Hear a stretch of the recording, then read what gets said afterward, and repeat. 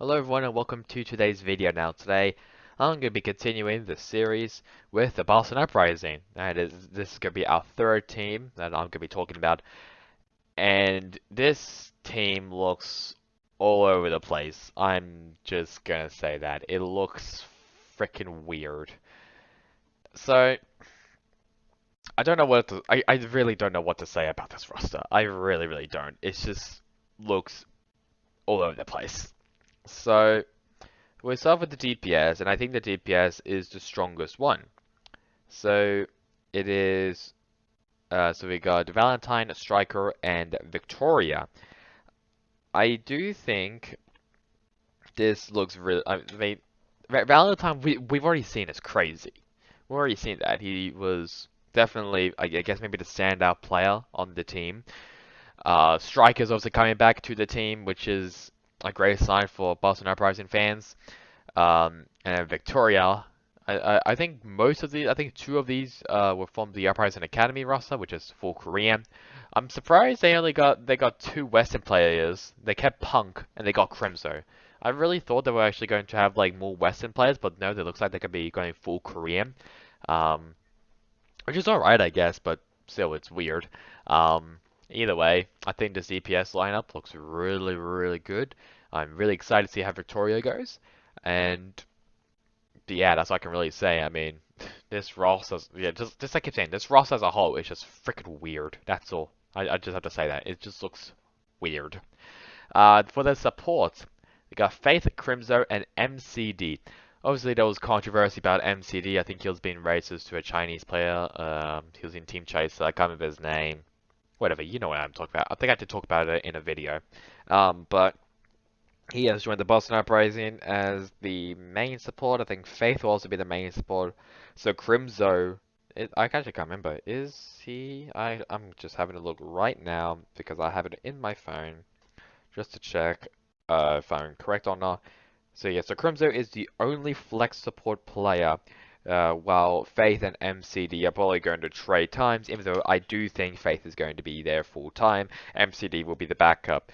Why? Because I think Faith is a lot better than MCD. Just, I mean, I don't know, just something about him.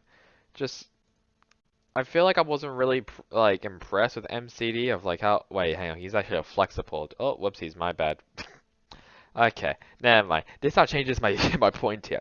So I think MCD is actually going to play over Crimzone because I mean isn't it better to like I don't know to have like a full create like a full roster of like people who can actually speak the language. Crimzo can't really speak Korean. I guess he can also I mean he can definitely be a backup. I definitely agree with that. But what for though? Because I feel like MCD is just better than Crimson all in different ways. I mean, he was really good in Houston Outlaws. I'll give him that. But MCD is just a tiny bit better than him, in my opinion. I feel like he didn't really perform that well on the 100 Spark, but I think he's done a decent job. Let's just say that on the Spark. But I mean, you could really say either of them to be starting on the roster. But I do think MCD is going to start on the roster other than Crimson. The tanks. I think the tanks is the most confusing part on this team because they have three. I would have expected maybe two, like you know like two tanks, but apparently they want to go with three. So they kept Punk. I don't know why. Punk could easily fit in with in like another team. Like you can maybe say I don't know maybe like trying to think now. This I need to put my thinkings on. Ah crap. Like, you can maybe say maybe Spitfire, even though they're poker, so not really actually. Uh, Maybe Gladiators, maybe? Oh, actually, no, never mind. Gladiators of Space. Oh, okay. Actually, where could he go, actually? Where could Punk go other than the Boston Uprising? Well, he could maybe, I don't know. It could be in maybe for Florida Mayhem if they really want to, even though Mayhem looks interesting. Houston, actually, maybe Houston, actually. I think probably Houston actually. I think Houston might be a good spot for Punk. I don't know, but they also have Piggy though, which Piggy's also an off tank, and so Yeah, I think yeah, and just like I said in my Shanghai's Dragons video, I think I think off tank players are going to get a lot more playtime than main tank players because main tank players are just they can only play shield characters like Orisa, Winston, Reinhardt. That's all they can play. Off tank players can play whatever they want to, so they have more flexibility in my opinion. But Marvel, who's up next after Punk, I think he's possibly the most flexible main tank player in the league. I don't understand why like when they got announced but the Uprising got Marvel, I just questioned it because I think he's just better in a team of full Koreans. Like yes, like this team maybe just is mainly full Korean, yes, but they already have Punk, and they have their next player, which I think is called Itzal. I think that's how you pronounce his name. They already have Itzal, who came from the Uprising Academy team. So basically, they know how to like. Isn't it? Just that's like I said. This thing just hurts my brain. The Uprising just hurts my freaking brain. I just don't understand it because it's just so freaking confusing. Like, why do you like? Isn't it better for like? I mean, I guess like Marvel was probably called or like was like interest by most teams. Like a lot of teams like wanted him because of how flexible he is as a main tank. But real, I mean, if they get but if the Uprising does get Marvel, what's the point of even up with, for promoting itself? I guess as like for Overwatching experience. I don't freaking know what the point of it. But obviously, I can't say anything because I don't watch any contenders. So I'm probably talking out of my ass, and some comment and some person actually going to say that he's actually really, really good. Which if you actually do, I'm actually completely fine with that. I'll take your word for it. But in my opinion, I think it does. I think it doesn't really make any sense. I should probably stop babbling and get on with this, with I guess the stuff. So uh, so for the players who left, there's also a lot of players. So Soon actually left before the season. He retired, I think, because of visa issues. He's now over to Valorant. Fusions has also retired. Color Hex, I'm 37 Stand One, and Gable C have also left. I really thought Punk was going to leave and Gable C was going to stay, but interesting.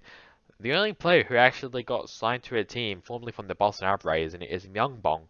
He has obviously joined the NYXL in their five-man roster, which I don't understand still. I think it's better to have a six-man roster. Even though it is Overwatch 2 and you only need five players, get a fucking six-man roster, please, NYXL. Thank you. But those are the players. As for the coaches, so they've kept Laurie. Is it Laurie or is it Laurie? I don't fucking know. I think it's Laurie. I don't know. Might be wrong. Which I think he was decent for the Uprising last year. They've also kept Bowery, and they've actually re-signed Ascoft. So Ascoft left.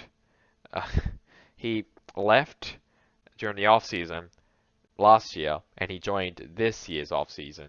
Actually, no, never mind. Actually no. He joined a month later. A month and 9 days later, he rejoined.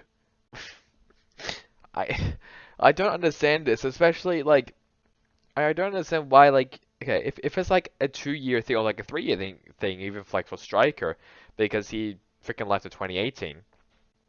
I can understand that. But if you're like but wait, Dreamcasper. Oh, okay, that's interesting. I'm gonna have a look at that maybe later. Um but why would you join leave a team and a month and 9 days later rejoin back? That's what I don't understand. I really don't understand that, but whatever.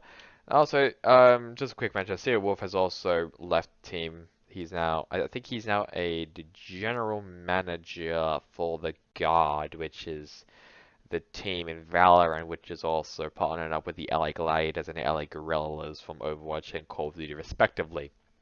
There we go. Um, but just like I keep saying this roster looks freaking weird. Anyways, let's rank them. You know, out of 10, I did say DPS is going to be the strongest one, and that's why I'm going to give them an 8. I think DPS is going to be the strongest one, not because of Striker, but because of Valentine. He did a really good job, and I'm really excited to see how Victoria goes. Support. This looks a bit weird. I'm going to give them a 7. If I can write it properly, there we go. 7 support. They just Faith looks really, really good though. But at the exact same time, I mean, there was MCD and Crimson, which are both midfield flexible players in my eyes. As for the tanks is the most confusing part because they obviously have some great players like Punk and Marvel, and I mean, obviously these three are obviously great players. But who the hell is gonna play? I mean, I think the tanks are definitely the weakest. I'm gonna give them a 6 because I mean, it might be really controversial. I think the Uprising, in my opinion, is a midfield team this season. I think strike down in the middle, or even a bit, or even a tiny bit higher. But maybe like, but just just something about these like these tanks. Like Marvel, I think Marvel is possibly the best tank player out of all three of them. And then Punk is midfield or even mediocre. I don't know what the hell Itzel is. I'm gonna guess Itzel's pretty decent as well.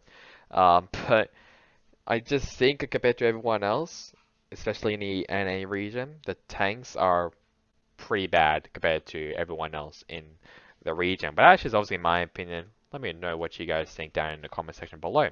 As for the coach, I'm gonna give them a that's my eraser. I'm also gonna give them a 6. 6 for coach. Because they didn't change anything. They really didn't. It's just gonna be mediocre like last year.